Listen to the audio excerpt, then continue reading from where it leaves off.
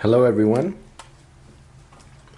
I wanted to go over now the combination of circuits.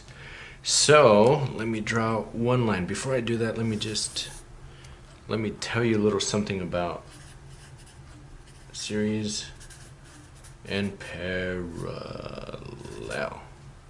Yes, okay, series and parallel. Now, remember that again, you can have just one path with multiple resistors, and then in parallel you're gonna have some branching effect, and you could add more if you want, but right now this is it. So parallel like this, series like this. Okay, and now we're gonna go over combinations which could have both elements of series and parallel. Parallel in between these, or some series, even multiple resistors within one branch, something like that. But let us go over a few things. Okay, in series, current stays the same, okay?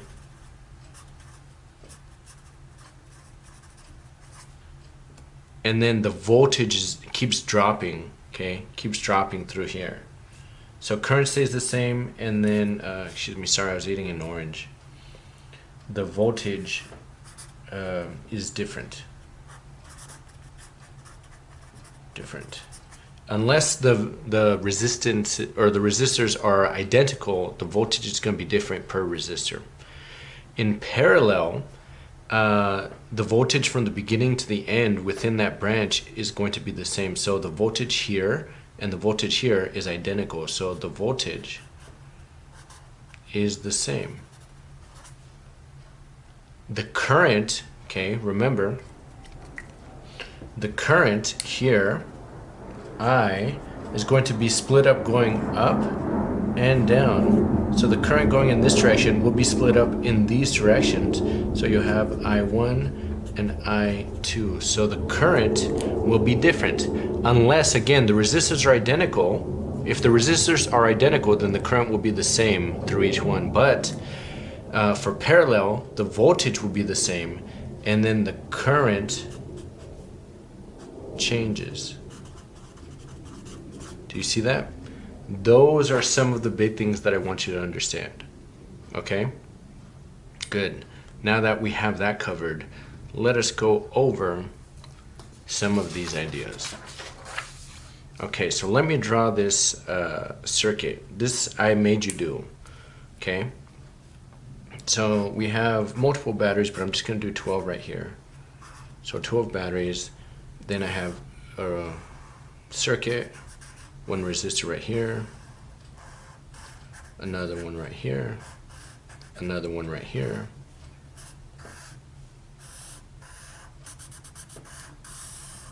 I don't know why I always make that so huge, but you know, that's okay. Let me label these right now. 8 ohms.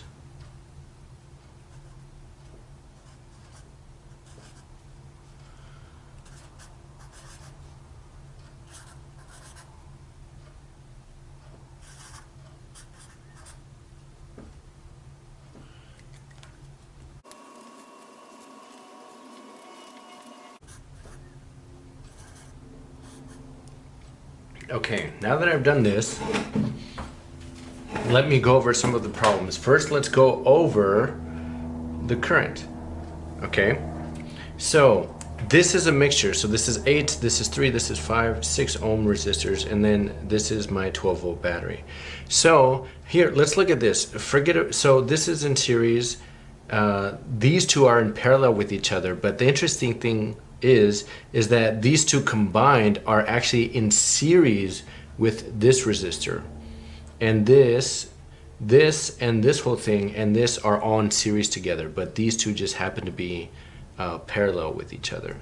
So what you need to understand in the current, with the current here, okay, is that the current flows in this direction, okay, but then the current gets split up right here into here and here, and then they meet up, they go down here, and then they meet up again and come back down in this direction, and then it flows. So everywhere except within this little box right here, the current is the same.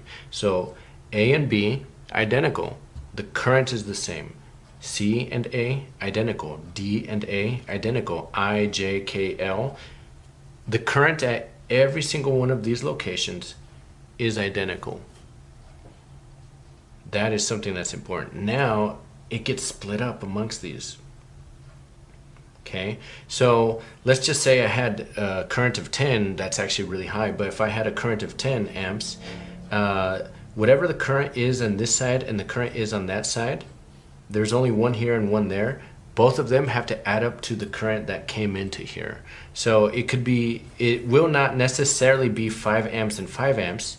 That only happens when these two resistors are identical. So it doesn't matter. It could be 1 amp and 9 amps.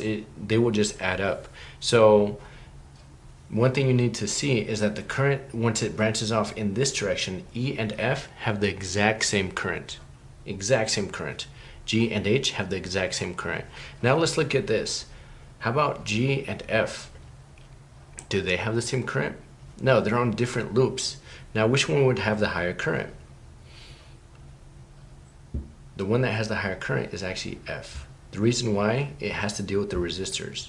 Remember, the voltage here and the voltage here will be the same. The voltages will be the same.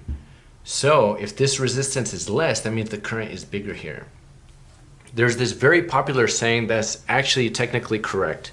You have to be careful how you use it, but it's something along the lines of current always takes the path of least resistance, which is not exactly true. Do you see this? This is 5 ohms and that's 3 ohms. If current always took the path of least resistance, then that means that no current would ever flow through this one because this one is smaller. Do you see that? That's just not true. Most of the current will flow through the 3 ohm resistor compared to the 5 ohm resistor, but they both will have current flowing through them. So you have to be careful. It's just that an electron or the current would prefer to travel through the path of least resistance, but that doesn't necessarily mean that the route with more resistance has 0 current at all, okay? So remember that. So A, B, C, D, I, J, K, L all have the same current flowing through them, and then it gets split up going this way and that way. E and F have the same current, G and H have the same current, but comparing E and G, E and H, F and G, F and H, this side has a bigger current compared to this side, and then they combine back together, okay? So if the current was 10 again, it would be split up, 1 and 9, 2 and 8, 6 and 4, doesn't matter. Then they'll combine back to 10. So remember that, please. Okay, now let's compare the voltages. So like something falling from the top of a building or the top of a cliff, okay, these are the kind of steps that it's going to take. So let's see how many routes a charge can take. So you can either go this way or this way. Do you see that? You cannot do something funky like that. You can't do that. There's only one path you can go. You cannot retrace your steps. So if you go in this direction, you can't go back in this, because once you get up here, you're stuck. You can't go back that direction. It doesn't make sense. Okay? So you either go this way or that way. So that's why the voltages here and here are identical, because the voltages of the electron, when it passes through here, here, and here, each one of those voltages added together, the sum of this, this, and this, have to add up to 12 volts. Same thing in this direction. If I go here, here, and here, the voltages, the sum of those voltages have to add up to 12, because it's like dropping something from the top of a cliff. It's gonna fall and it's got to reach 0. So this 12 volts has to be used up in either route that you take. Hopefully that makes sense. Now, let us compare, okay? The electric potential difference between points B and C, and compare that to the electric potential difference between J and K. So I have a question. Do you remember that the current is the same here? So if the current is the same through B and C and through this resistor, which one is going to have a bigger voltage? It's got to be this one. Okay, let's do another one. Okay, the electric potential between B and K and D and I. So if you look at the difference between here and here and the difference between here and here, this little section is included in this big section. Do you see any resistors between here and here? We see the battery, but there are no resistors. So that means that the 12 volts is used up between B and K.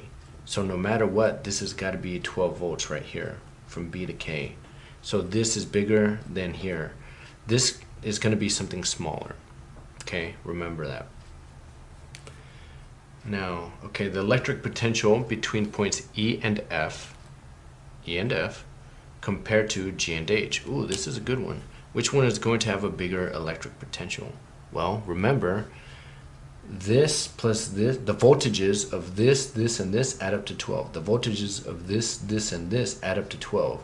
So, getting rid of that, you get to see that actually the voltage going through this resistor and the voltage going through that resistor will be identical. So they are one and the same. How about E and F and D and I? Well, that's kind of a tricky one, right? No, it's not. Because they are one and the same. Now, when it comes to resistance and current, are they the same? No. But if you combine these two resistors, the potential difference between here and here is the same as it is from here to here. Because if I take one root, it will be the same voltage, okay? So ignoring what the actual value has to be, let's just say I need, this is the potential difference drop here is 5 volts and the potential drop here is 5 volts as well. Not true, but hypothetical. What does the potential drop have to be through this resistor and this resistor? 2 each. So it has to be 2 volts here, and if I combine these two, it will still be 2 volts here between here and here if this is 5 and this is 5. So E and F is the same potential difference as D and I. Okay, how about J and K and D and I? J and K and D and I. So if you combine these two, I don't even need to do it. We could do the combination of the equivalent resistance. If you did that, remember that you are going to get our equivalent between these two is going to be equal to 1 over 3 plus 1 over 5. And if you did that, it would be smaller than 3, definitely. But you should just know that this is going to be a small resistance and this is going to be a slightly bigger resistance. So if the current flowing through the equivalent resistance of these is going to be the same current here, the voltage of this is going to be bigger than the voltage of this. Complicated, I know, but just think of the equivalent resistance, okay? If everything is in series, the current is the same everywhere, and wherever the resistance is bigger, the voltage will be bigger there as well. All right, how about L and A and B and K? Well, if you ignore the direction and you only focus on the magnitude, L and A and B and K are synonymous because there's no resistors. What do you see? The whole circuit is between here and here. So B and K is a part of A and L, and there's nothing interesting happening between these two and these two. So they are identical. They are one and the same. Hopefully that clears things up.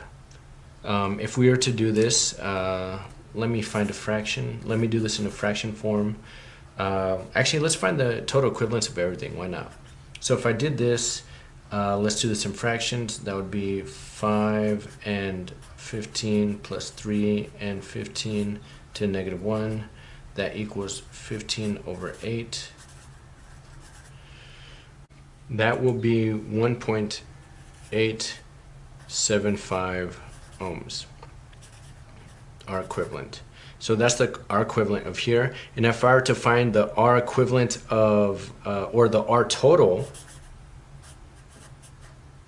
of the whole circuit, I would do R1, which is 8, plus my R equivalent here, plus this last one, R4, let's call it.